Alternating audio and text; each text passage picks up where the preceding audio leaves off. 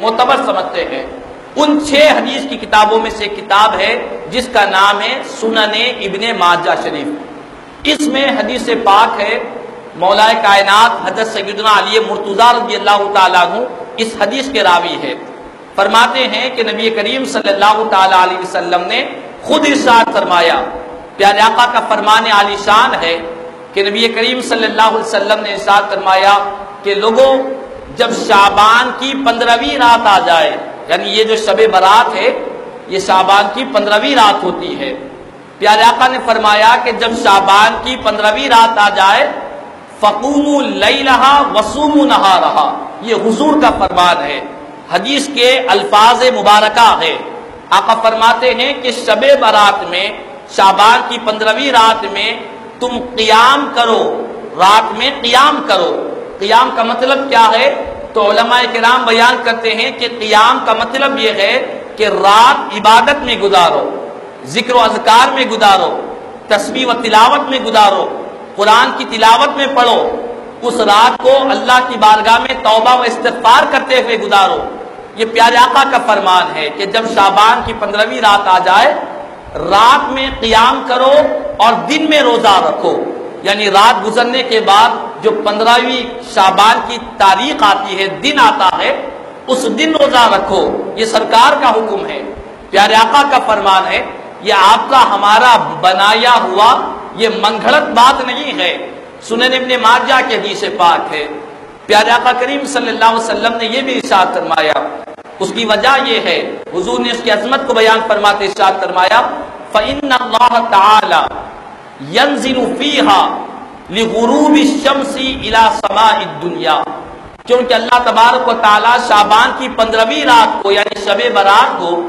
سورج کے غروب کے ہونے کے ساتھ ہی، یعنی جیسے ہی سورج ڈوب جاتا ہے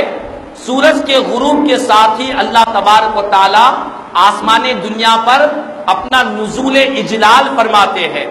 اللہ کی خاص تجلیات، خاص رحمتیں آسمان دنیا پر آ جاتی ہے،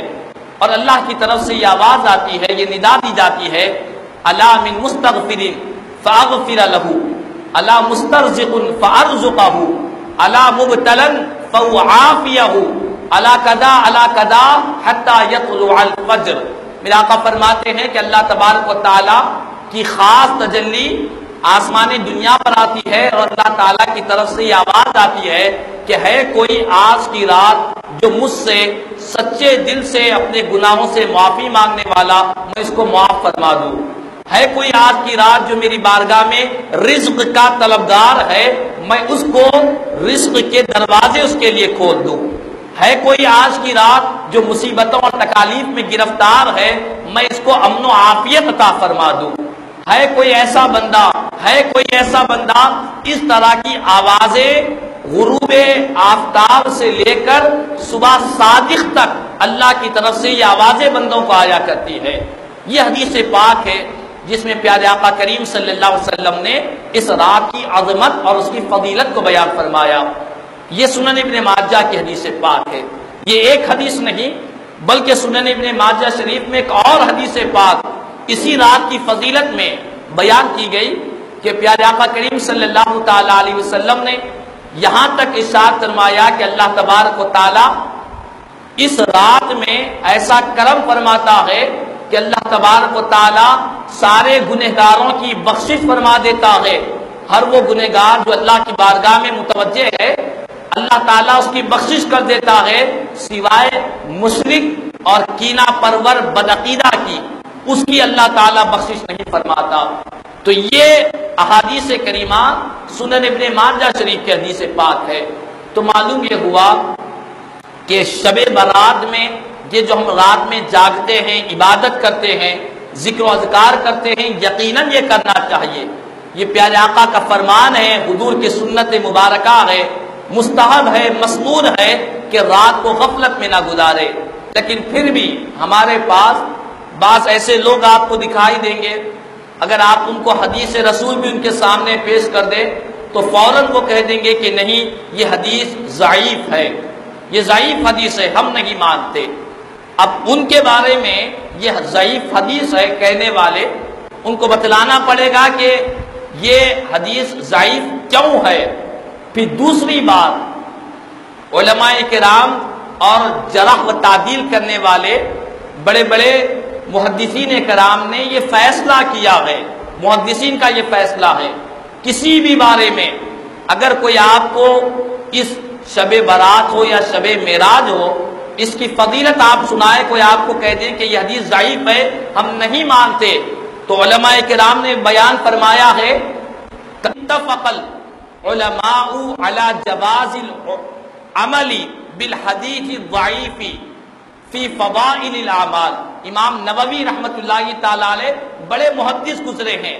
آپ نے شرح 40 النوویہ میں یہ بیان کیا کہ سارے علماء، سارے محدثین اس بات پر متفق ہے کہ ضعیف حدیث سے اگر کسی عمل کی فضیلت ثابت ہو رہی ہے، کسی عمل کی فضیلت ثابت ہو رہی ہے، وہ حدیث اگر ضعیف ہے، اس کے راویوں میں کسی طرح کا ضعف ہے، تو امام نووی فرماتے ہیں سارے علماء متفق ہے اس بات پر کہ فضائل اعمال میں ضعیف حدیث کو معتبر مانا جائے گا، ضعیف حدیث پر عمل کیا جائے گا، کسی حدیث سے فضیلت ثابت ہو رہی ہے، مثال کے طور پر کیا ہے۔ تو بہرحال یہ کہہ کر دور ہو جانا کہ حدیث ضعیف ہے اسی لیے ہم عمل نہیں کرتے، یہ سراسر جہالت ہے، حدیث سے کے علم سے، اصول حدیث سے ناواقف ہونے کی بنا پر ہے۔ علماء کا فیصلہ ہے کہ ضعیف حدیث پر عمل ہوگا اگر اس سے